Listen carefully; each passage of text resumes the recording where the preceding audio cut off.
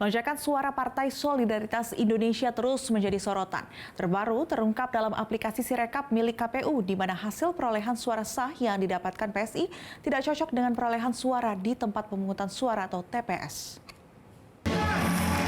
Suara Partai Solidaritas Indonesia di pemilu 2024 kian banyak dipertanyakan lantaran melonjak signifikan di sistem informasi rekapitulasi suara atau Sirekap milik KPU RI. Direktur Eksekutif Voxpol, Pangi Caniago menilai ada ketidakwajaran karena fenomena peningkatan suara yang dialami PSI bertolak belakang dengan hasil hitung cepat di mana rata-rata PSI meraih 2,7%. Kenapa ini bisa terjadi? Kenapa bisa terjadi? Nah, itu yang saya ingin jelaskan. Di Pilpres itu tidak terjadi lonjakan itu. Tapi kenapa di Pileg ada tiba-tiba lonjakan sebesar ini? Nah, kalau kita pelajari kemarin di data IT dashboard kita, itu stabilisasi itu di 15%. Itu nggak ada perubahan-perubahan lagi. Baik itu data Pileg maupun Pilpres di 2000, sampling frame kita 2000 TPS. Nah, kalau misalnya terjadi probability, ada Bang Ade bilang tadi begini, kan ada data yang belum masuk di daerah lain, misalnya terutama daerah-daerah PSI yang kuat.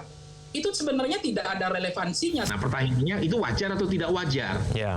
Biasanya kalau data masuk sudah besar, itu perubahan atau volatilitas suara itu makin berat terjadi.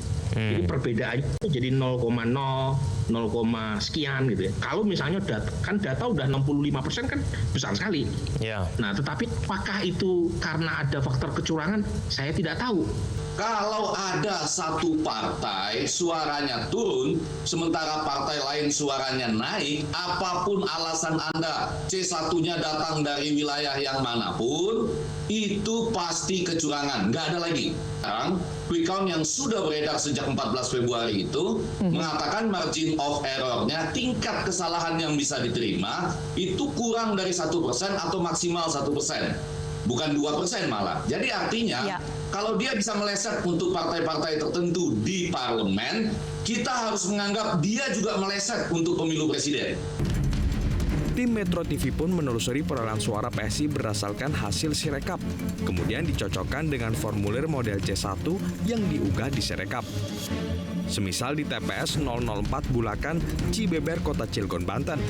Dari data Sirekap, suara PSI tertulis 69 suara, sedangkan suara tidak sahnya 1. Padahal dari foto C hasil yang diunggah di Sirekap, PSI hanya memiliki 1 suara.